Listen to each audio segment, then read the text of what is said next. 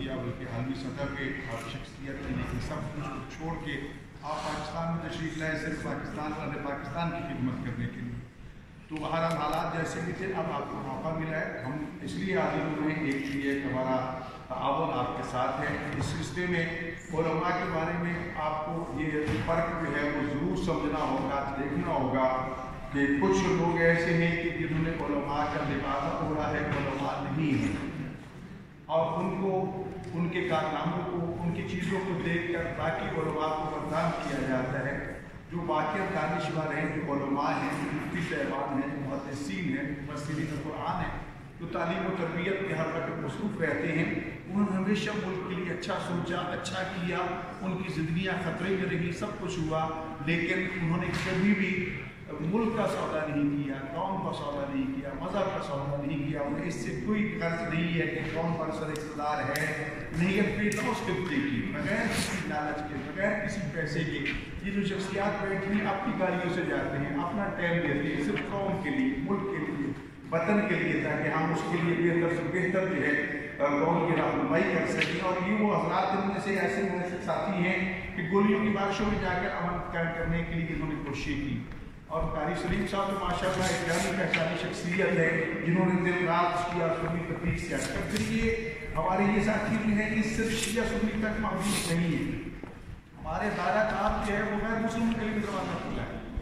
ہمارا ادارہ مدار مستقبل لاہور میں جو ہٹم ہوئے ہوتے ہیں اس میں بس ہندو آتے ہیں, سکھ آتے ہیں, عیسائی آتے ہیں, یہودی آتے ہیں, مختلف ڈیلیگیشن آتے ہیں, دنیا سے مختلف ممالک کے سفراء وزراء آتے ہیں, اور ہم ان کی بات کرتے ہیں, عالمی سطح پہ بات کرتے ہیں. پاکستان میں اسلامی نجاتی کونسل کے ممبر کی حیثیت سے میں نے قیدیوں کے لیے ایک ضابطہ اخلاق دیا, قوانین دیے, وہ قانون فیڈرل اسٹیٹ کورٹ میں چہلے دیے. میں نے ازدواجی حقوق کا نظریہ پیش کیا, وہ منوایا, قانون بن کے نافذ ہو چکا ہے. برطانیہ اسکاٹ لینڈ کے وزیر انصاف ان کو جب میں نے پیش کیا تو پریشان ہو گئے, لیکن یہ ہمارے یہاں بھی نہیں ہے. یہ اسلام جو ہے اس کی تعلیمات جو ہے انسان کے حقوق کا دفاع کرتی ہیں اور اس کی آزادی کا اپنی جگہ پر موجود ہے. تو بہرحال ایک تو ہم اپنا تعاون جو ہے وہ پیش کرنے کے لیے حاضر ہوئے ہیں, اور میری یہ درخواست ہوگی کہ آپ ان مدارس کا فوری طور پر دورہ کریں, علماء کو جا کے ملیں, فردن ملیں, اپنی پسند پہ ملیں, میرے یا کسی کے کہنے پہ نہ ملیں. ہو سکتا ہے میں آپ کو اپنی پسند کے مدرسے میں لے دوں اور دوسرے مدرسے میں کچھ اور ہو رہا ہو. آپ بے شک ہم سے رہنمائی لیں, ہم حاضر ہیں, لیکن اس سلسلے میں اپنے ساتھیوں سے مشورہ کر کے تمام مکاتب فکر کے مدارس اور علماء سے وہاں جا کے ملیں, تاکہ اپنی آنکھوں سے اس چیز کو دیکھیں کہ وہاں کیا ہو رہا ہے. سنی سنائی باتیں کچھ اور ہوتی ہیں, حقیقت کچھ اور ہوتی ہے.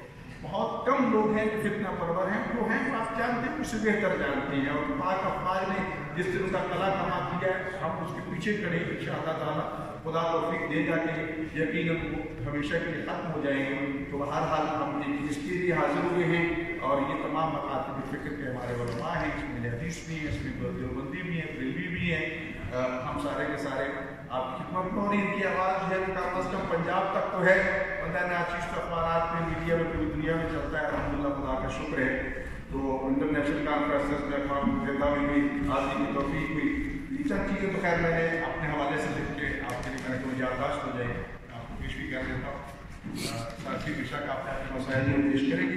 یہ تو ہمارے ایک مسئلہ کے حوالے سے کوئی مشکلات اس حرام میں آئی, کیونکہ سابقہ حکومت نے جو ظالمانہ قوانین بنا رکھے تھے, قاری صاحب اچھی طرح جانتے ہیں کتنی مجالس کو روکا گیا, کتنے خطبہ حکومتیاں لگائی گئی, کتنے پرانے جلوس جو تھے ان کو روکا گیا, زاداری کو روکا گیا, اور مساجد بنانے کے حوالے سے رکاوٹیں قائم کی گئیں. جبکہ آبادیاں بڑھ رہی ہیں, تھانے کچہریاں بڑھ رہی ہیں, لیکن اس کے لیے مساجد کی ضرورت ہے, امام بارگاہوں کی بھی ضرورت ہے. قانون ہمیں چار دیواری کے اندر اجازت دیتا ہے, حکومتی لگائی گئی. تو یہ چند چیزیں میں نے تحریر میں بھی آپ کی خدمت پیش کر دی تاکہ یاد رہے اس سلسلے میں. تو مساجد کے حوالے سے ہماری گزارش ہے, یہ بھی میں نے عرض کیا آپ کی خدمت میں کہ آپ ان تمام مسالک کے مدارس کا دورہ کریں. اور سب سے پہلے میں آپ کو دعوت دیتا ہوں, آپ تشریف لائیں ادارہ منہاج الحسین میں, وہاں کے دوستوں سے ملیں.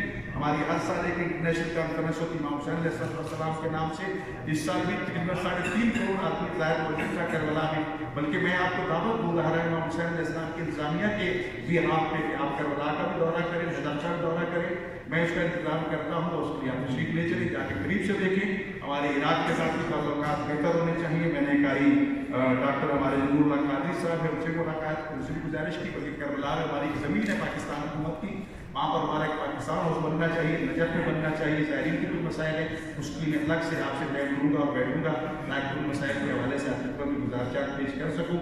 ये चंद चीज़ें मैंने लिख के भी दी हैं, ताकि मैं कारी साहब को गुजारिश करूँगा कि वो आपकी खिदमत में जो चंद एक सिफारिशात गुजारिशात है वो पेश फरमाएँ, ताकि हम मिलकर आपके साथ आगे बढ़ें और इस मुल्क के लिए, इस कौम के लिए कुछ हम कर सकें। खसूसी तौर पर मेरी दरख्वास्त होगी तालीम और ताल्लुम के हवाले से स्कूलों कॉलेजों में भी निसाब की तरमीम की ज़रूरत है और दीनी मदारस में ज़रूरत है।